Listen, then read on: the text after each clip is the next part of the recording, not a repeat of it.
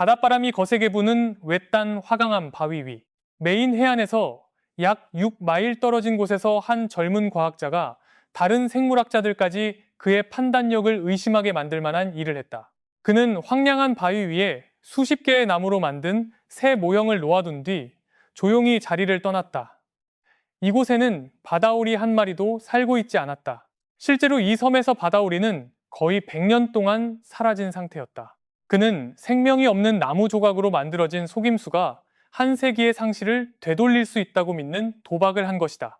그리고 그 뒤에 일어난 일은 종을 구하는 과학에 대한 기존의 이해를 완전히 다시 쓰게 만들었다. 그 섬의 이름은 이스턴 에그록이다.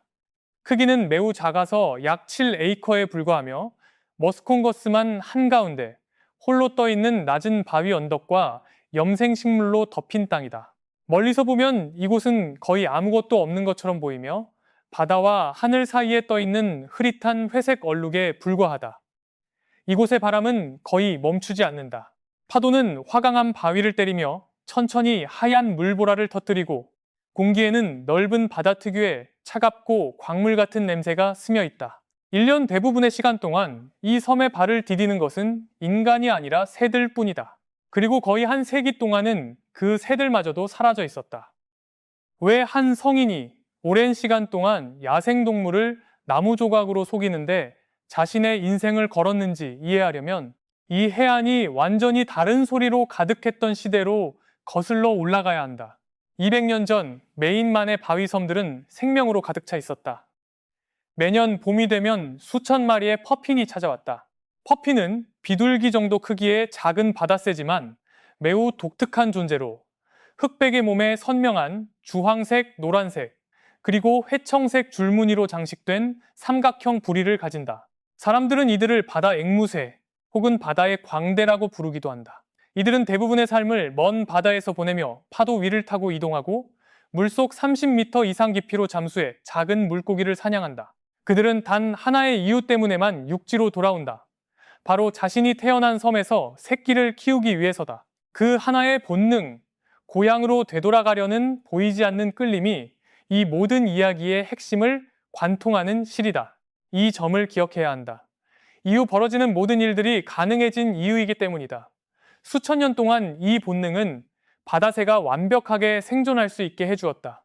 그들은 섬 꼭대기에 부드러운 흙에 굴을 파고 둥지를 만들었고 매 계절마다 알을 하나씩만 낳은 뒤 깊은 바다에서 끌어올린 작은 은빛 물고기들로 새끼를 키웠다.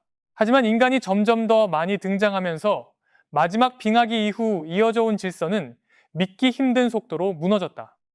섬들은 침입을 당했다. 매년 봄이면 알을 채집하는 사람들이 절벽을 타고 올라와 굴 속의 알을 전부 가져갔다. 바다새 알은 쉽게 얻을 수 있는 식량이었기 때문이다. 사냥꾼들은 성체를 사냥해 고기와 깃털을 얻었고 그 깃털은 베개를 채우거나 모자를 장식하는 데 쓰이던 귀중한 재료였다. 이 새들은 이런 위협에 전혀 대응할 수 없었다. 그들은 노출된 곳에 둥지를 틀었고 일정한 장소와 일정한 시기에 번식했으며 자신들 사이를 걸어다니는 인간을 두려워하는 법을 배우지 못했다. 그렇게 섬마다 번식 군집은 하나씩 침묵으로 사라져갔다. 1800년대 말에 이르러 이스턴 에그록 섬의 바다새는 완전히 사라졌다. 마지막으로 부화했다고 여겨지는 새끼는 1885년경 이곳을 떠난 뒤 다시는 돌아오지 않았다. 20세기 초에 들어서면서 상황은 거의 완전한 붕괴 상태에 가까워졌다.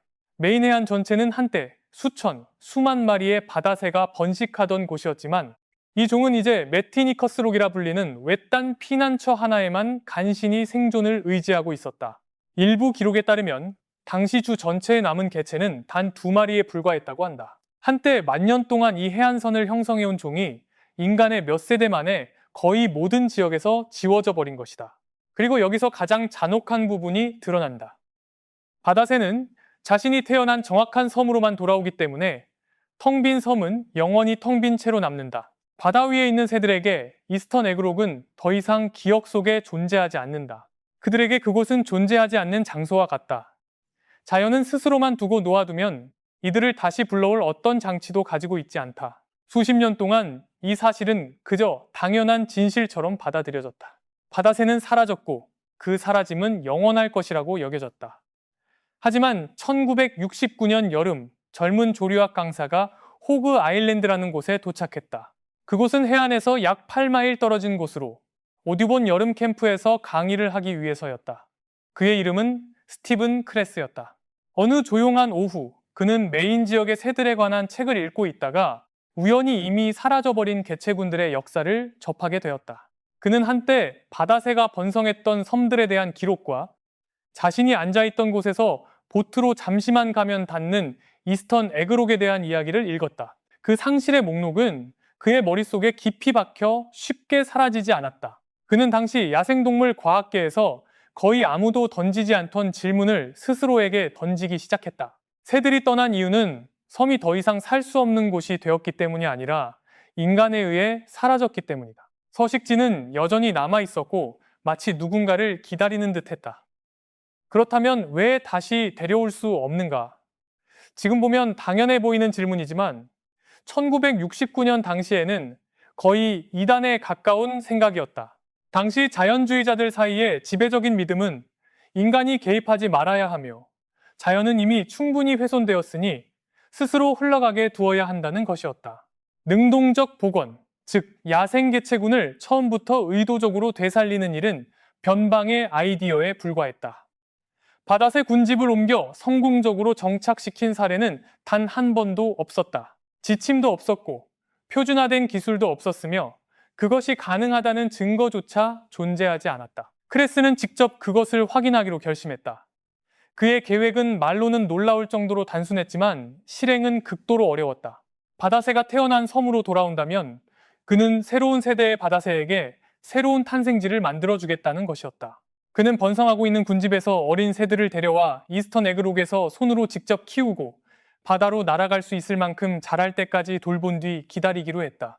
만약 그의 가설이 맞다면 그 어린 새들은 이 섬을 자신의 고향으로 각인하게 되고 몇 년 동안 넓은 바다에서 성장한 뒤 언젠가 다시 돌아와 번식하게 될 것이며 그렇게 한 세기 동안 사라졌던 군집이 다시 시작될 것이었다.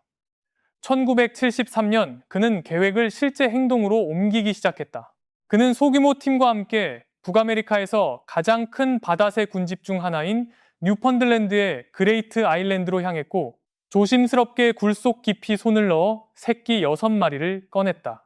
이 작은 생명체들은 겨우 10에서 14날 정도 된 상태로 아직 하늘조차 본 적 없는 어두운 솜털 덩어리였다.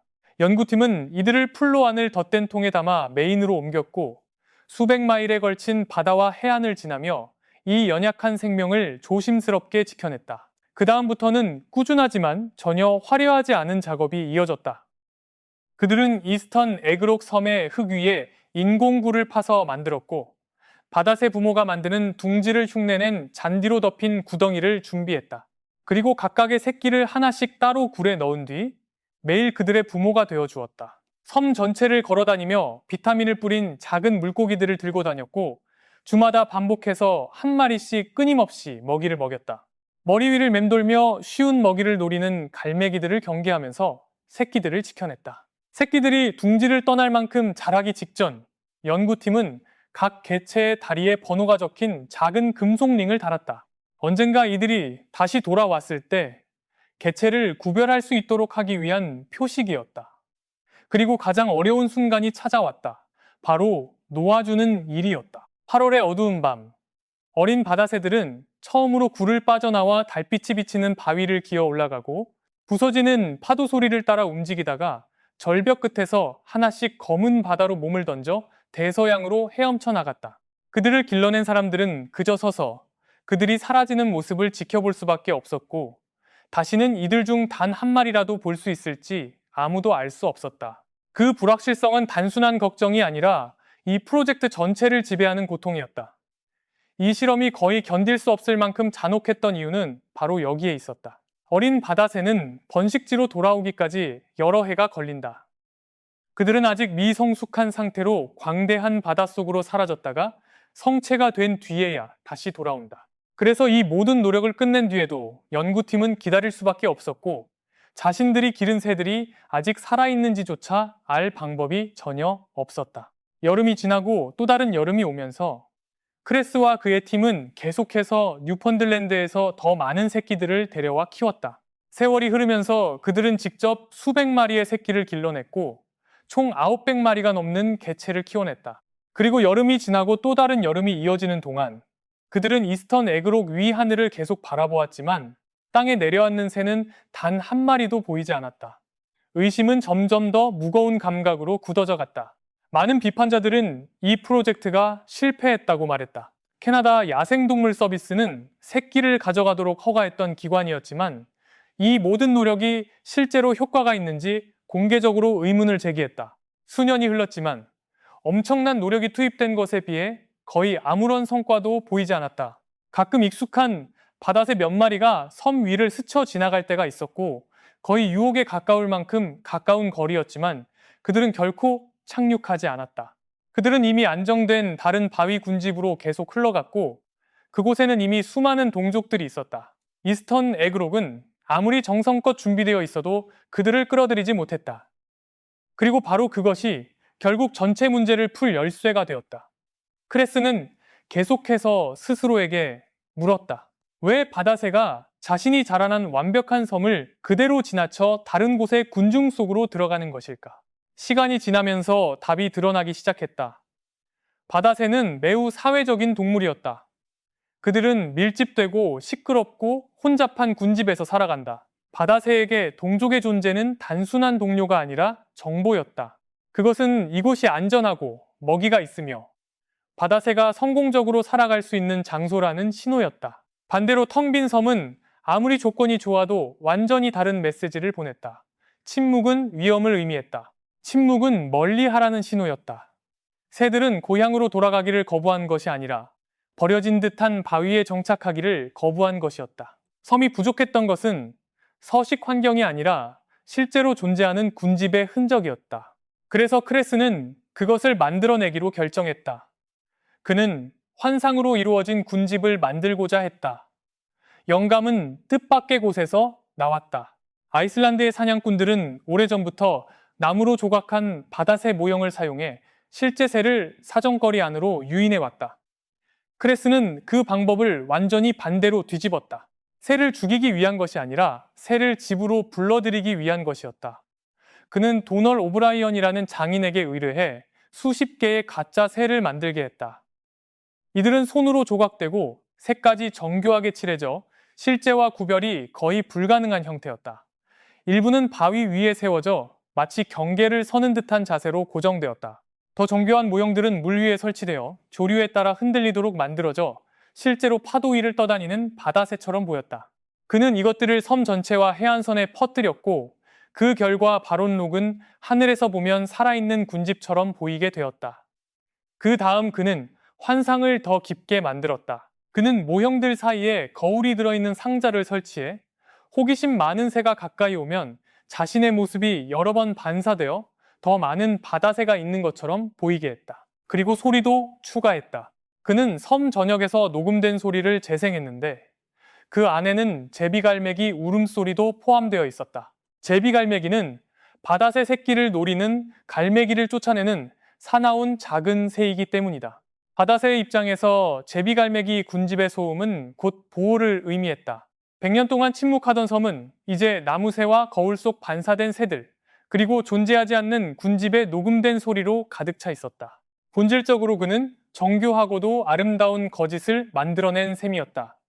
그리고 다시 한번 그는 기다렸다. 1977년 6월 12일 첫 번째 새끼들이 통에 담겨 옮겨진 지 4년이 지난 시점에 스티븐 크레스는 섬 근처에 있다가 한 마리의 성체 바다새가 바다에서 날아오는 것을 보았다. 그 새는 원을 그리며 날다가 그의 보트 바로 옆 물 위에 내려앉았다. 쌍안경으로 보니 다리에 흰색 밴드가 있었다. 그것은 신호였다. 이 새가 단순히 떠돌던 개체가 아니라 과거에 그가 직접 키워 방생했던 개체이며 오랜 시간이 지난 뒤 자신이 고향으로 기억한 섬으로 돌아온 것이었다. 가설, 모두가 의심했던 부분, 그리고 4년간의 고통스러운 검증을 견뎌낸 이 이론은 결국 사실이었다. 바다새는 돌아왔다. 이것은 프로젝트가 실제로 성공할 수 있다는 첫 번째 신호였다. 하지만 돌아온 것과 번식하는 것은 다르다. 바다새는 섬을 방문하거나 모형 사이를 떠돌다가도 다시 떠나버릴 수 있으며 새끼를 키우지 않을 수도 있다. 군집은 새로운 세대가 태어나야만 비로소 존재한다고 할 수 있다. 그래서 관찰은 계속되었고 개체수를 세는 작업이 이어졌으며 군집이 실제로 자리 잡았다는 증거를 찾는 일이 계속되었다. 그 증거는 1981년에 나타났다. 프로젝트가 시작된 지 8년 후 이스턴 에그록의 한 연구자는 성체 바다새 한 마리가 작은 은빛 물고기를 부리에 가득 물고 나라와 곧바로 바위 틈으로 사라지는 모습을 보았다. 그 단순해 보이는 행동은 엄청난 의미를 지니고 있었다. 바다새가 부리에 물고기를 가득 담는 이유는 단 하나, 새끼에게 먹이기 위해서다. 그 바위 틈 아래 보이지 않는 굴 속에는 새끼 바다새가 기다리고 있었고 그것은 1880년대 이후 처음으로 이스턴 에그록에서 태어난 개체였다. 거의 100년의 침묵 이후 8년의 의심과 조롱, 그리고 극심한 노동 끝에 새로운 세대의 바다새가 다시 이 섬에서 태어나기 시작했다. 거짓은 진실이 되었다. 나무로 만든 새들이 실제 새들을 끌어들였고 실제 새들은 머물렀으며 이제는 그들 스스로 새로운 세대를 키워내고 있었다. 그리고 이것이야말로 전체 설계에서 가장 정교한 부분이다. 각 개체에 진짜 바다새가 정착하게 되면 그 자체로 또 하나의 살아있는 미끼가 되어 아직 바다 위에 남아있는 다른 개체들에게 이곳이 번식하기에 이상적이고 활발하게 성장하는 장소라는 분명한 신호를 보내게 된다. 군집은 스스로의 존재를 광고하기 시작했다. 더 이상 초기의 속임수에 의존할 필요가 없었다. 이미 충분히 현실이 되었고 자연스럽게 스스로 유지되며 성장할 수 있는 단계에 도달한 것이다. 스티븐 크레스가 우연히 발견한 것은 단순히 하나의 섬을 구한 일이 아니었다. 그는 하나의 완전히 새로운 과학 분야를 탄생시킨 셈이었다.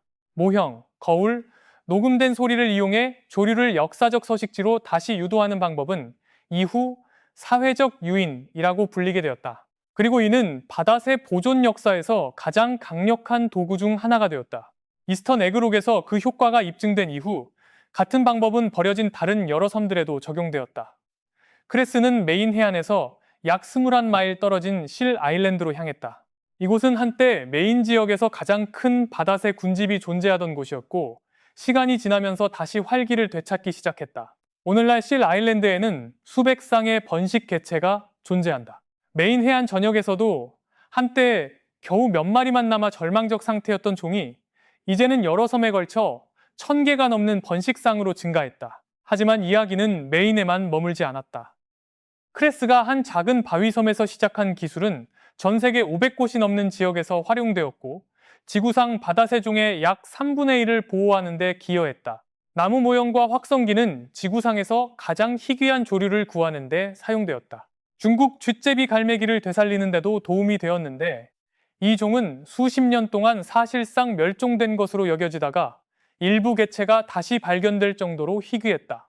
또한 단꼬리 알바트로스와 버뮤다 바다제비와 같은 종들도 지원했는데 이들은 한때 완전히 사라지기 직전까지 몰려 있었다. 메인주 해안의 단지 7에이커 규모의 작은 바위섬에서 시험된 하나의 집요한 아이디어가 전 세계로 퍼져나가며 수많은 바다새를 구해낸 것이다. 오늘날 이스턴 에그록에서 보면 이곳이 한때 완전히 비어 있었다는 사실을 도저히 믿기 어렵다. 변화는 완전하다. 번식기에는 섬 전체가 움직임과 소리의 폭발로 가득 찬다. 바다새는 바위 위에서 경계를 서다가 머리 위를 날아다니며 부리에는 물고기를 가득 물고 있다. 제비갈매기는 짙은 구름처럼 몰려다니며 원을 그리다가 침입자가 나타나면 즉시 공격적으로 급강하한다. 검은 바다오리와 칼부리오리 같은 새들이 낮은 바위지대에 빽빽하게 모여 있고 공기는 수천 마리 바다새가 동시에 살아 움직이며 만들어내는 겹겹의 소음으로 진동한다. 한 세기 동안 이어졌던 침묵은 이제 완전히 사라지고 활기 넘치는 야생 군집의 압도적인 소음으로 대체되었다. 이 섬은 다시 살아났다. 그리고 그것은 사람들이 이곳이 계속 죽어 있어야 한다는 사실을 받아들이지 않았기 때문에 가능했다. 이 이야기를 완벽한 승리로 끝내는 것은 쉬운 일이다. 하지만 보존의 현실은 그렇게 단순하지 않다. 메인의 바다새들은 지금 또 다른 더 어려운 시험에 직면해 있다. 메인만은 지구상에서 가장 빠르게 따뜻해지고 있는 해역 중 하나다. 바다가 따뜻해지면서 바다새가 새끼를 먹이기 위해 의존하는 작은 냉수성 어류는 서식 범위가 변하고 개체 수가 줄어들고 있으며 최근 몇 년 동안에는 부모새가 충분한 먹이를 구하지 못해 많은 새끼가 생존하지 못한 해도 있었다. 이 새들을 연구하는 과학자들은 바다새가 곧 바다 자체의 변화를 보여주고 있다고 말한다. 이들을 보호하는 일은 아직 끝나지 않았고 어쩌면 결코 완전히 끝나지 않을 것이다. 이 군집들은 여전히 사람들의 지속적인 관리가 필요하다. 번식 환경을 정비하고 포식성 갈매기를 통제하며 매년 꾸준히 관찰해야 한다. 그리고 아마도 이것이 이 이야기 속 가장 깊은 교훈일 것이다. 바다새를 되돌려 놓는 일은 결코 하나의 영웅적인 행동으로 끝나는 사건이 아니었다. 그것은 계속 이어져야 하는 약속의 시작이며 계속해서 모습을 드러내고 유지해야 하는 책임이다. 이스턴 에그록에서 일어난 일은 분명한 희망을 보여준다. 기억할 가치가 있는 이야기다. 영원히 사라졌다고 여겨졌던 손실은 사실 그렇지 않았다. 한 세기의 침묵은 텅 빈 바위를 바라보며 그것이 끝이라고 믿지 않았던 한 사람에 의해 깨졌다. 그는 과거의 새들을 다시 불러올 수는 없었다. 대신 그는 바다가 새로운 새들을 보내도록 이유를 만들어냈다. 그는 나무 모형과 녹음된 소리, 그리고 집요한 믿음으로 군집을 만들었고 자연은 그것을 받아들였다. 메인의 바다새들은 누군가가 사라짐이 반드시 영원할 필요는 없다고 결정했기 때문에 오늘날 존재한다. 그것은 충분히 기억할 만한 생각이다. 다음에 어떤 아름다운 것이 영원히 사라졌다고 들리더라도 이 이야기를 떠올려 보라. 만약 이 이야기가 당신에게 울림을 주고 야생의 장소들이 두 번째 기회를 받을 가치가 있다고 믿는다면 잠시 멈춰 생각해 보아도 좋다. 세상에는 아직 이런 이야기들이 더 있다. 침묵에서 되살아난 장소들, 멸종의 경계에서 돌아온 생명들, 그리고 우리는 앞으로도 그런 이야기들을 계속 전해나갈 것이다. 끝까지 함께 해주어 고맙다. 다음 여정에서 다시 만나자.